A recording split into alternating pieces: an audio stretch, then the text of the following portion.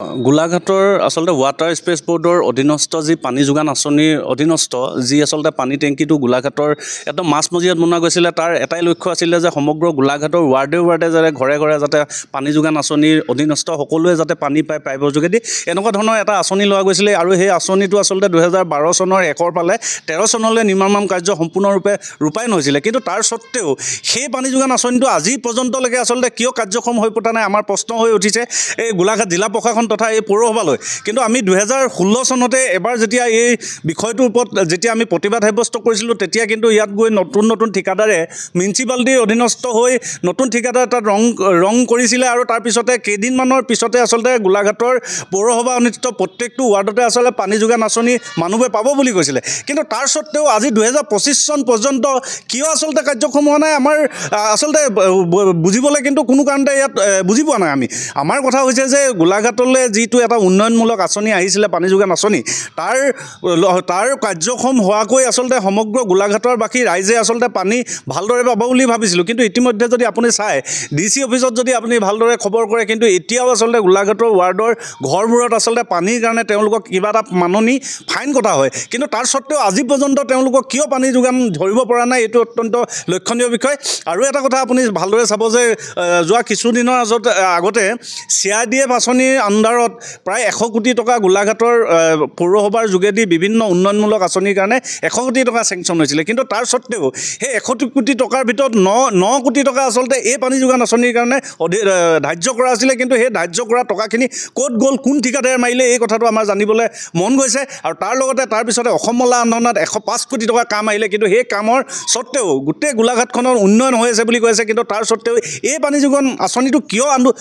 কাৰ্যক্ষম হোৱা নাই আমি কিন্তু ধৰিব পৰা নাই আমি গতিকে আপোনালোকৰ মাধ্যমৰ যোগেদি স্পষ্ট ভাষাৰে কওঁ এই গোলাঘাটত যি পানী যোগান আঁচনি আছে এই পানী টেংকিটো আছে ইয়াৰ যোগেদি সমগ্ৰ গোলাঘাটৰ ৱাৰ্ডে আচলতে পানী যোগানৰ ব্যৱস্থা কৰিব লাগে অন্যথা আপোনালোকৰ মাধ্যমৰ যোগেদি আমি গোলাঘাট জিলা প্ৰশাসনৰ স্পষ্টভাৱে সকীয়াই দিব বিচাৰিছোঁ যদি অতি শীঘ্ৰেই ক্ষিপ্ৰতাৰে যদি এই পানী যোগান আঁচনি আৰম্ভ নকৰে তেন্তে কিন্তু অসম জাতীয়তাবাদী যুৱ পৰিষদে কিন্তু আপোনালোকৰ বিৰুদ্ধে প্ৰতিবাদ সাব্যস্ত কৰিব আচলতে ইয়াৰ প্ৰতি গোলাঘাটৰ উন্নয়নৰ নামত বাৰংবাৰ পুঁজি আমন্ত্ৰণ হৈ আছে কিন্তু বিভিন্ন ইঞ্জিনিয়াৰৰ লগত মন্ত্ৰী আমোলাৰ লগত এই বিষয়বোৰ আলোচনা কৰা হৈছে আৰু ইয়াৰ পিছতে বহুবাৰ এই বিষয়টোৰ ওপৰত এই আঁচনিটোৰ কাৰণে আচলতে